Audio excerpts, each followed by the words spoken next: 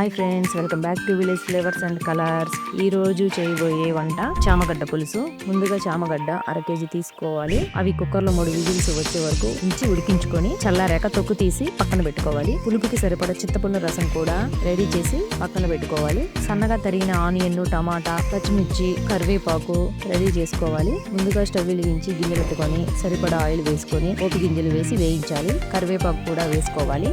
ముందుగా రెడీ చేసి పెట్టుకున్న ఆనియన్ వేసి వేయించాలి. వేగాక టమాటా ముక్కలు, పచ్చిమిర్చి ముక్కలు వేసి టమాటా బాగా గుజ్జయ్యేలా కలుపుకోవాలి. సరిపడా ఉప్పు, పసుపు వేసి బాగా కలుపుకోవాలి. టమాటా ముక్కలు బాగా గుజ్జయ్యాక చింతపండు రసం వేసుకోవాలి. చింతపండు రసం ఉడికేటప్పుడు సరిపడా కారం వేసుకొని బాగా చిక్కగా ఉడికించుకోవాలి. చిక్కగా ఉడికినప్పుడు చామగడ్డలు వేసుకొని 2 నిమిషాలు ఉడికించి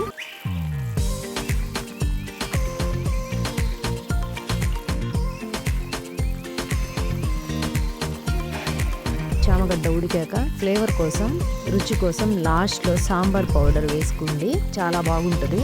చామగడ్డ పులుసు అదిరిపోతుంది. సూపర్ కర్రీ రెడీ అయిపోయింది. లాస్ట్ కొత్తిమీర వేసి కలుపుకొని దించుకోవడమే.